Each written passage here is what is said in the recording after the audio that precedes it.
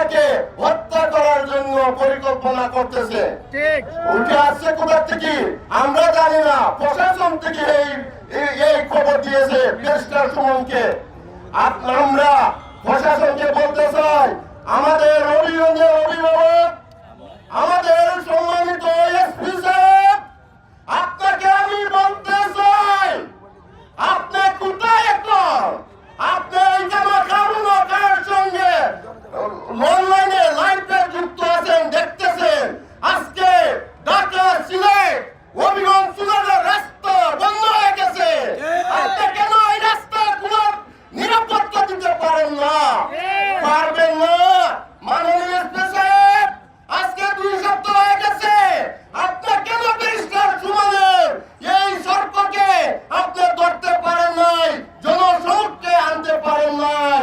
আপনার কাছে আমার এই দাবি রয়ে গেল, আমাদের ব্যারিস্টার সুমন সারা বাংলাদেশের আন্দোলন সৃষ্টিকারী মানবতার ফেরিওয়ালা।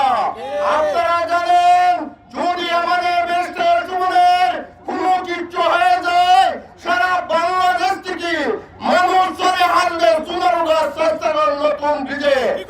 আমরা আজকে যে জায়গায় দাঁড়িয়ে আছি, আপনি জানেন যে একটা বর্ডার, এইদিকে সোনারঘাট মাধবপুরের উপজেলার বর্ডার, ওইদিকে হবিগঞ্জ লাখাই উপজেলার বর্ডার।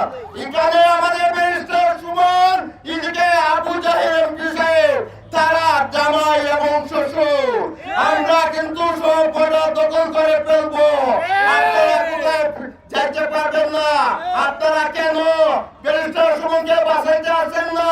কেন আপনারা এখন পর্যন্ত তথ্য দিতে পারেন না? আপনারা দুর্নীতি করে তাকে মানলে আপনারা দুর্নীতি করতে পারবেন? পারবেন না, পারবেন না। সারা বাংলাদেশের জনগণ আপনাদেরকে প্রতিহত করবে।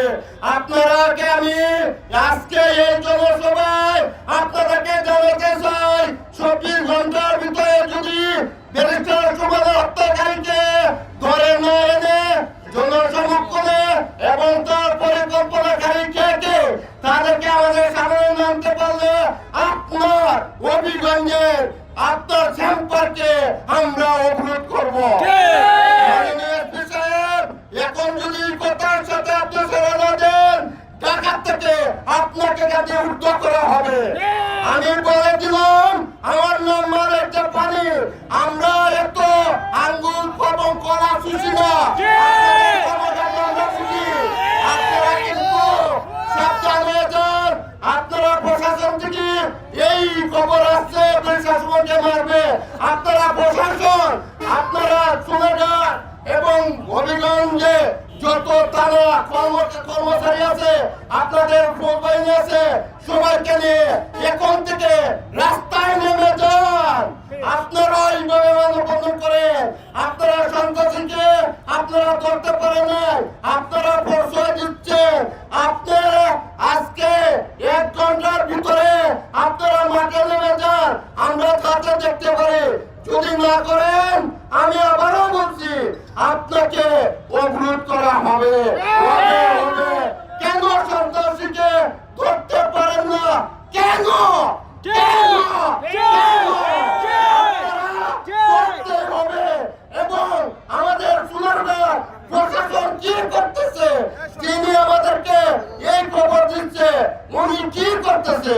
আপনারা মাঠে নেমে যান, জনগণের সাথে সাথে কাজ করে, এসির তলে বসে আপনারা কলম গুটালে চলবেন না, আপনাদের ভালো মানুষকে ধরেবেন না, সন্ত্রাসীকে ধরে।